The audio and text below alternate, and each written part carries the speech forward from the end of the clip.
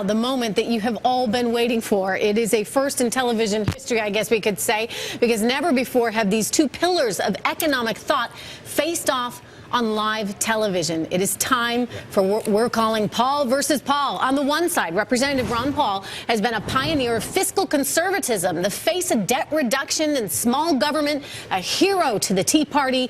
And far on the other side of the spectrum, our guest host, Professor Paul Krugman, a spokesman for activist government, a believer in deficit spending, and this generation's voice for economic liberalism. Gentlemen, welcome. We want to get right to the core here of your disagreement. We're going to begin with Congressman Paul. Representative Paul, you know where Professor Krugman stands. What would you say is wrong, or what would you disagree with in terms of his view of government? Well, he believes in big government from what I read and hear, and I believe in very small government. I emphasize personal liberties. I don't like a managed economy, whether it's through central economic planning or monetary policy or even Congress doing it. So it's a completely different philosophy that markets are supposed to work, in a natural way. I want a natural rate of interest. I don't want the government or the Federal Reserve fixing the rate of interest. That's a price fixing, and wage and price controls never work, so pricing the cost of money doesn't work either. And this idea that somebody or some group might know what the proper amount of money should be or what the proper rate of interest should be is sort of presumptuous. I don't know where they get this knowledge, and Hayek called it a pretense of knowledge. They pretend they know, but they really don't. So when we talk about electing a president or a Congress to run the economy better, they're missing the whole point. Okay. Governments aren't supposed to run the economy. The people are supposed to run the economy. Well, what's wrong, Professor Krugman, with leaving the government out of the equation? Well, there's certain things, you can't leave the government out of monetary policy. If you try to think, we're going to just let it set itself, it doesn't happen. The government is actually always, the Federal Reserve, the central bank, is always going to be in the business of managing monetary policy. If you think that you can avoid that, you're living in the world as it was 150 years ago, right? We have an economy in which money is not just green pieces of paper with faces of dead presidents on them. Money is the result of the financial system. It includes a variety of assets. We're not even quite sure where the line between money and non-money is. It's kind of a continuum. And look, history tells us that, in fact, a completely unmanaged economy is subject to extreme volatility, subject to extreme downturns. I know there's this legend that people like, probably you, Congressman, have, that the Great Depression was somehow caused by the government, caused by the Federal Reserve, but it's not true. The reality is that was a market economy run amok, which happened repeatedly over the past couple of centuries. You do need, I'm a believer in the market economy. I'm a believer in capitalism. I want the market economy to be left as free as it can be, but there are limits. You do need the government to step in to stabilize. Depressions are a bad thing for capitalism, and it's the role of the government to make sure that they don't happen, or if they do happen, that they don't last too long. Congressman Paul, we've been talking a lot about inflation here on the set today, and it's a policy that Professor Krugman is really saying that the Fed should put forward. In other words, we need a little inflation in this economy to get things going. What do you say to that? Well, inflation is theft. You're stealing value from people who save money. So if you have a 2% or a 10%, the value of the currency is lost. And it really destroys an important feature of the economy, and that is savings. Savings tells us something, and it tells us if capital is available. This notion that capital can come out of the expansion of the money supply is remote. Now, Professor Krugman indicates that we just want to go back 100 years or so. That is not exactly true. We'd like to improve on what was like back then, but he wants to go back 1,000 years or 2,000 years, just as the Romans and the Greeks and all other countries debased their currency. They didn't have a computer. This idea that we need a Federal Reserve to run things, well, or a central bank, that's just a modern era. Now Representative Paul, can you clarify, what do you mean by go back 1,000 years? Is that fair? Clarify what you mean by that. What did the Romans do to their currency? The Byzantine Empire had a gold standard for 1,000 years, and they did quite well, and they didn't fight wars. But the Roman Empire eventually destroyed their currency. They put in wage and price controls before. They diluted the metals. They inflated. They thought wealth could come by fooling the people. Who would want today, if they had 10 years to send their kid to college, would they put their money in gold coins or a treasury bill making 1 or 2%? They can't keep up with the inflation or the devaluation of the currency. There'd be nothing there. Nobody puts their money in a 10-year bond. Okay. I am not a defender of the economic policies of the Emperor Diocletian, so let's just make that clear. No, well, you are. In a way, you are. No, that's exactly what you're defending. I'm a defender of the economic policies that we followed after World War II that produced the best generation of economic growth that this country has ever experienced. We had a set of policies that provided, there was mild inflation, there was effective government regulation of the financial system so that it didn't go wild the way it did after we lifted those regulations. We had fiscal policy that stimulated the economy when it was needed. We had policies that fostered a strong middle class instead of using the worship of the supposedly ideal forces of the market to lead to plutocracy. I like the America that my parents prospered in. I think we can restore a lot of that. And there are some reasons for that. Just remember that Friedman, Bernanke apologized to Friedman because the Federal Reserve was responsible for prolonging the agony of the Depression. You have to liquidate the debt. After World War II, a lot of the debt was liquidated. But guess what else we did? The troops were coming home. 10 million people came home. Big government liberals wanted to have job programs. They weren't put into place. We cut spending by some 60%. We slashed taxes. Finally, the Depression ended. Yes, there were some things, but it was the liquidation of debt that made it available that we could go back to work again. I want to say something about Milton Friedman here, because if you actually read what he wrote in his writings for economists, as opposed to some of his slightly loose popular writings, he actually said that the Federal Reserve was responsible for the Great Depression because it didn't do enough. Friedman's complaint was that the Federal Reserve did not print enough money. Now, I know this really. When Ben Bernanke talked about the helicopter, he was taking that metaphor from Milton Friedman. That wasn't his idea. It's really telling that in the state of America right now, Milton Friedman would count as being on the far left of the debate over monetary policy. Yeah. That's something terribly wrong with the way we've gone here. The point is, the Fed either does too much or too little, and they can't do it. So they don't have a very good record. They've ruined 98% of the value of the currency since 1913. And that's dishonest. That steals value from people. Why should people get 1% for the money for savings, and the banks get it for practically free, and they make money? Why did the Federal Reserve bail out the rich? Why didn't they give the money to the mortgage holders? If you care about poor people, so Representative Paul, houses, why didn't you use helicopters? Why didn't you use helicopters and pass it out to the home builders? That would have been more fair. Well, what is your prescription then for what should the Fed do? I mean, should we not have a Federal Reserve? I mean, what should the role of the Fed be? You talked about Milton Friedman. He said, hey, why not replace the Fed with the computer? What is it going to come to? I'm with him. You're with him. I'll tell you what we could do, and even with my book and the Fed, if you read it, it doesn't call for the end of the Fed, because it would be chaotic if tomorrow we ended the Fed. Too many people dependent. But all I want to do is get rid of the monopoly. I want to legalize competition. There's legal competition on currencies around the world. Why can't we allow ourselves here the legal competition over gold or silver standard? Why was the Fed so frightened about this? And then, if I'm wrong, I have no idea what that's about. Who cares? If I'm right, if you want the paper money and I'm wrong, it doesn't hurt anybody. Just allow me to legalize the currency, get rid of the monopoly, take the taxes off gold and silver, and get rid of the sales tax and capital gains tax and get in illegal tender laws. Don't hide behind a monopoly and force. See, people today, if they use gold and silver, you can go to jail in this country. Do you really think that people... That's not my understanding of the law. But do you really think that people use dollar bills only because the federal government isn't allowing them to use other stuff? That seems to me to be a very strange point of view. And by the way, we have lots of private money. You don't have a choice. You go to jail if you use anything else. You go to jail. That's not what I've heard. You can do barter. You can do barter with all kinds of stuff. No, the fact of the matter is that we actually had too much currency competition, too much money competition, right? This crisis was brought on by an expansion of what amounted to private money in the form of things like repo.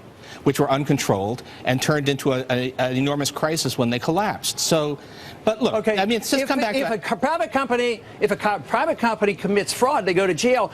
If the Federal Reserve commits fraud, they get nothing. I mean, you can do whatever you want. So if you had private issue of money and you committed fraud, you would go to jail for this. If you think that, but no, governments can debase a currency and injure a lot of people, cause the business cycle, cause the inflation, cause the unemployment, and they get off scot-free. I've been pretty harsh on our understanding.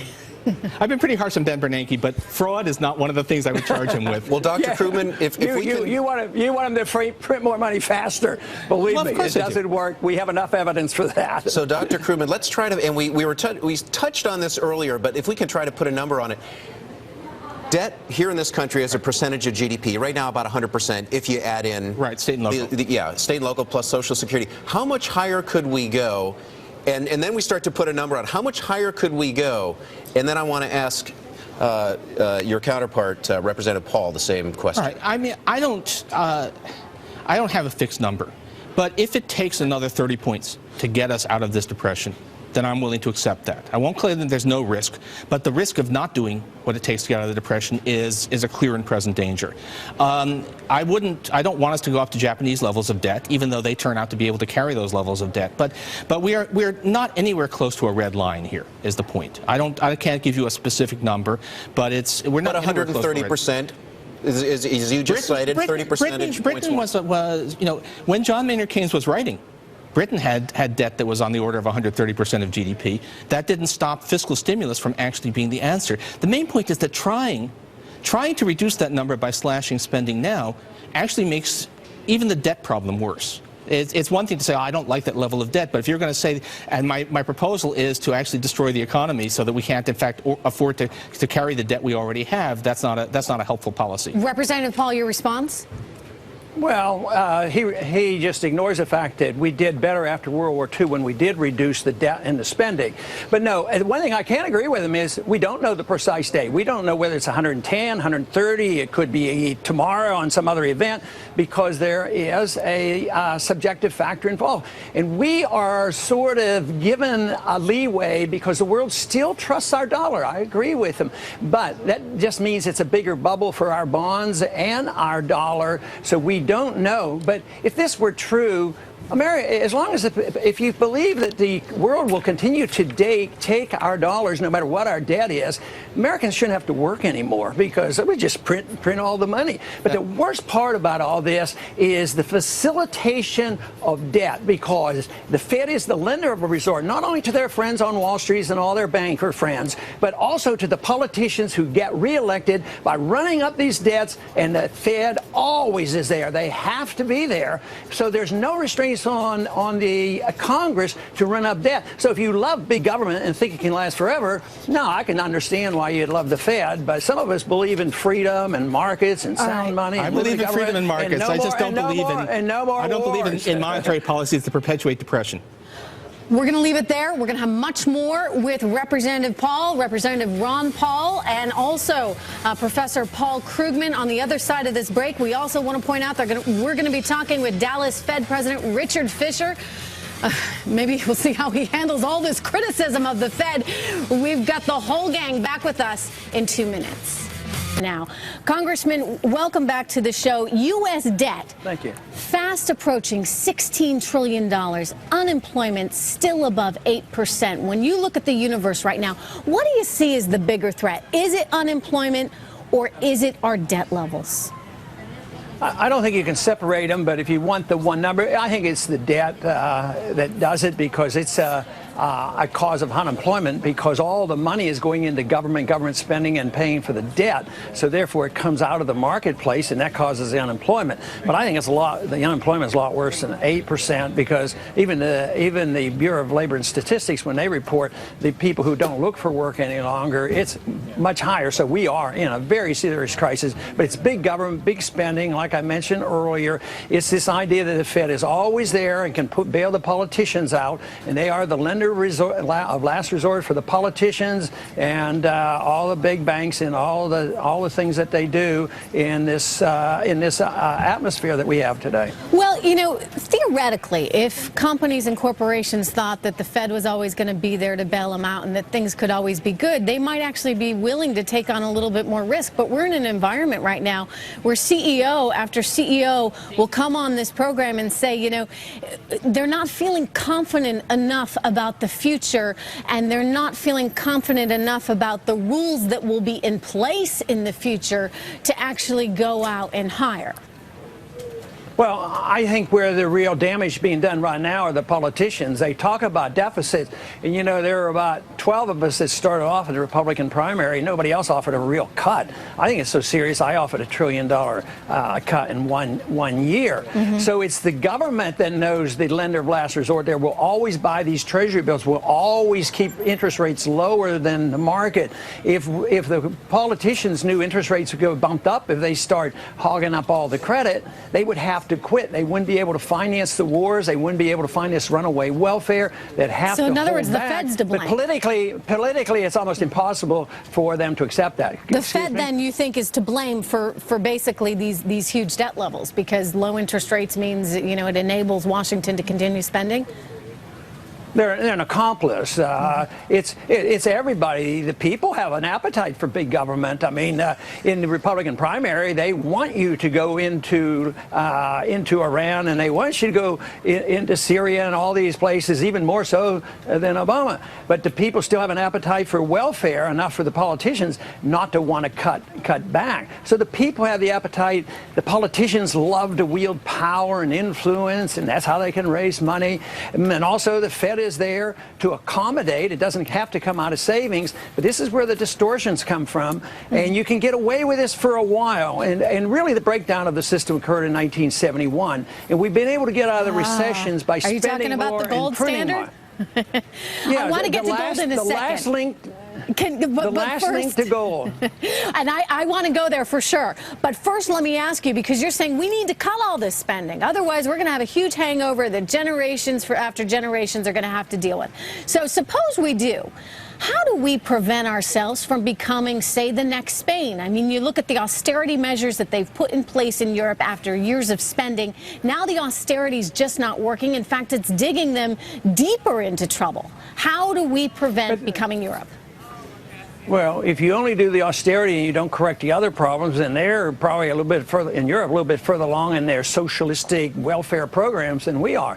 So just cutting the spending, if you didn't deal with the tax code and the regulatory code and the Federal Reserve, it's going to be difficult. So it is a major, major task. This is why I want to see something in place and something competing with the Federal Reserve, because one day it'll come when the dollar will be deserted. There's no reason in the world for the world to cling to dollars and use the dollar. Already, the other nations are talking about another reserve currency, and there's a lot of talk that the countries that got in the most trouble in the Middle East are the ones who didn't want to use dollars anymore, and they're talking about even selling and buying gold. Now that we put sanctions on Iran, they're talking about buying and selling oil in gold. So one of these days that's going to happen, and it'll be a rush out of the dollar. Interest rates will go up, and this thing will end. And I know you want to peg the U.S. dollar to gold, correct? I want the market to decide exactly what to do, but yes, that Constitution still says the dollar should be pegged to gold and or silver, and so that would be better. That would restrain, unless you love big government, if they want the wars and the welfare state, it would put it puts a damper on it. But that'll all basically come to limits an what end. the Fed can do, right? I mean, you can't have as much flexibility on policy if you've got your dollar tied to gold. Well, that's exactly what the purpose is. You don't want the flexibility. You want the market to send the indicators, because people at the Fed aren't smart enough to know what the supply of money should be. Oh, last week we just created 25 billion new dollars. And, you know, the interest rate should be 1% instead of 3%, because we are so smart.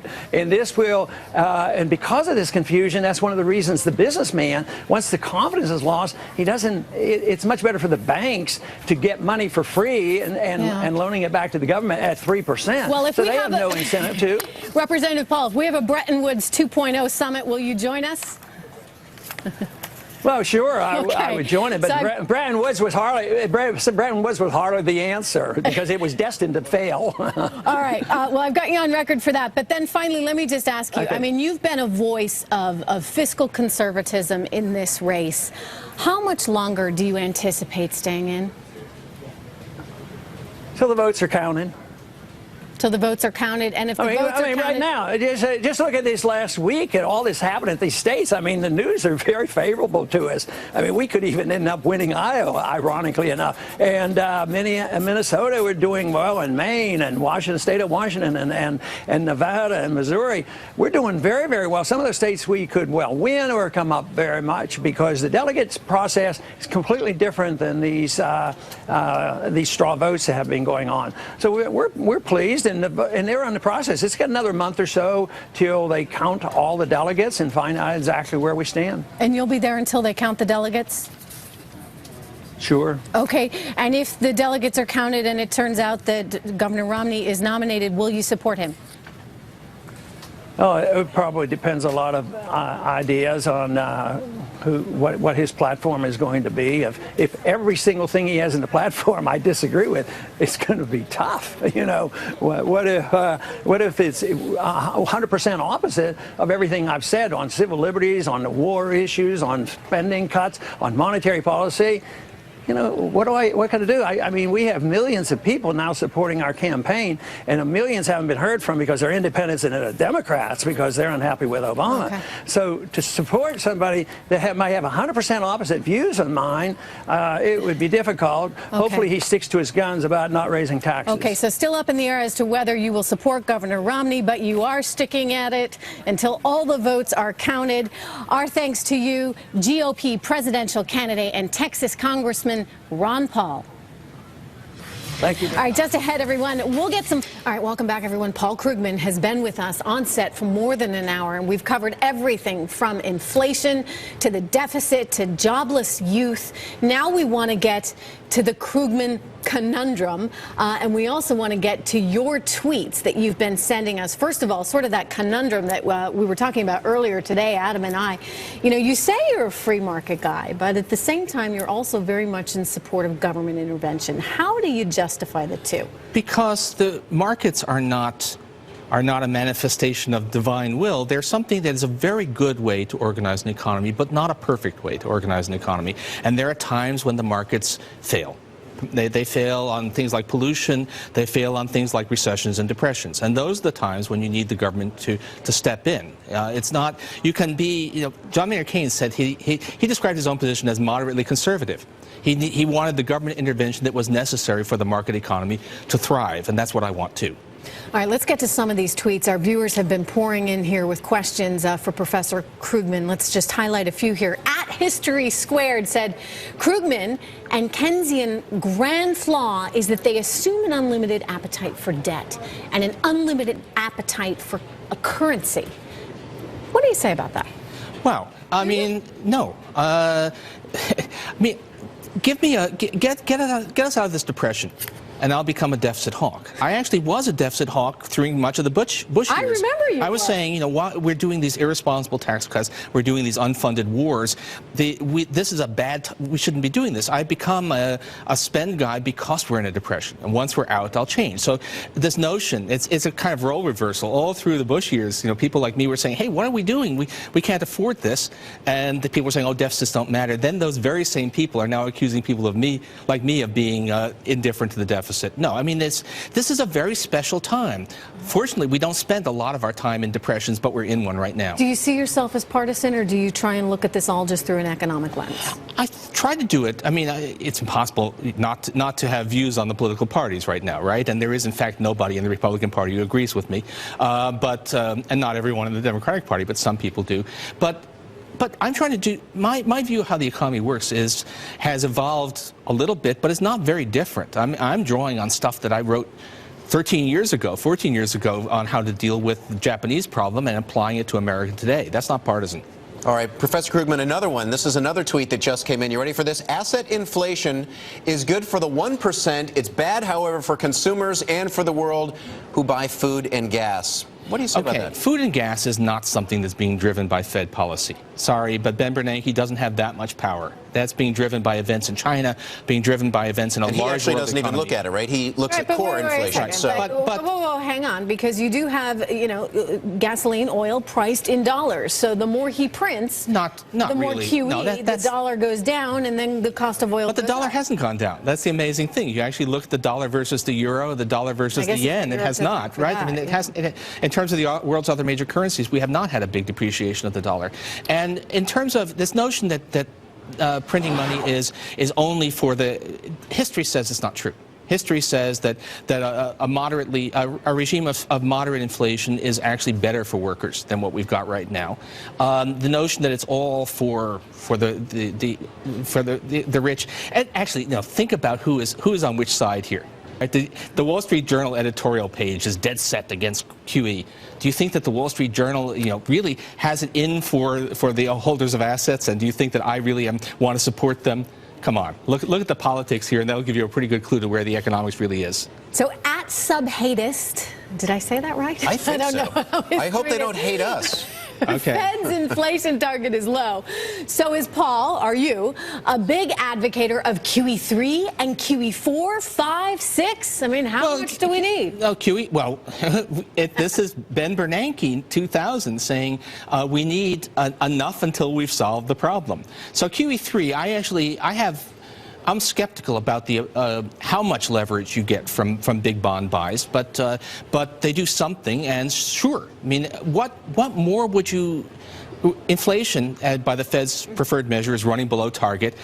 Unemployment is way above target. Why shouldn't the Fed try whatever it can to try and get some purchase on the economy? 6 months out, where's unemployment? I think it's down a bit. I think the economy is growing weakly, but I think there's a pent-up demand for labor because there was so much shedding of labor during the slump. So I think we get some reduction in unemployment, though I'm not sure of that, but nothing dramatic. GDP?